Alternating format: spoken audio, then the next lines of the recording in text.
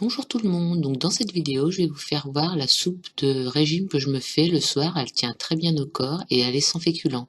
Pour ce faire, une courgette, de la sauce tomate concentrée et de l'eau. Donc comme je laisse la peau, je vais laver ma courgette à l'eau froide, juste bien la frotter sous l'eau. Je vais venir couper la queue et le cul et la couper en gros tronçons. J'ai préparé un faitout auparavant, un petit faitout, vous pouvez le mettre dans une grosse casserole également.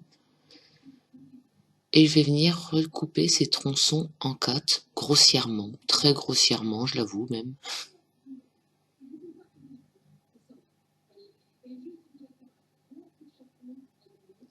Donc je suis pas obligé de couper la totalité de ma courgette, je peux en faire que la moitié, et personnellement, comme là ce que j'ai fait, c'est que je l'ai coupé totalement et je l'ai mis dans un sachet de congélation et j'ai conservé au congélateur. Donc voilà, j'ai mis ma courgette, je vais venir remplir d'eau, mais pas totalement d'eau, parce que comme vous savez, la courgette a déjà pas mal d'eau en elle, donc ça va encore en sécréter.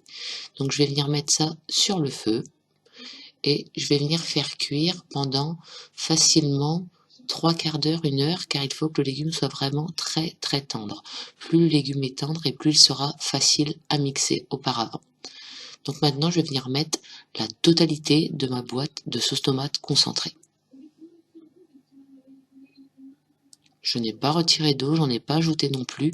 Le but c'est qu'elle soit un petit peu épaisse cette soupe pour justement bien tenir au corps. Maintenant je vais venir prendre un mixeur plongeur et mixer complètement la soupe.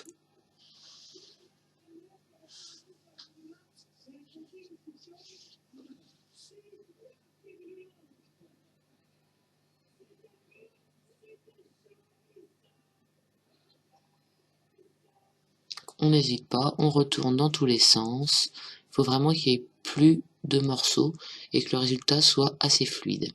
Si vous voulez une soupe un peu moins épaisse, n'hésitez pas à rajouter de l'eau.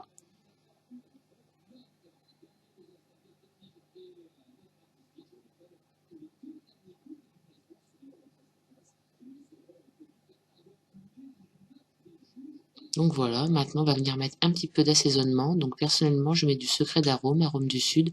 Je trouve que c'est très très bon et que ça relève très bien les plats. Voilà, la soupe est prête à être dégustée. Encore un petit peu chaude, mais on souffle dans la cuillère et c'est parfait. Voilà, voilà. Si vous voulez reproduire cette recette, n'hésitez pas.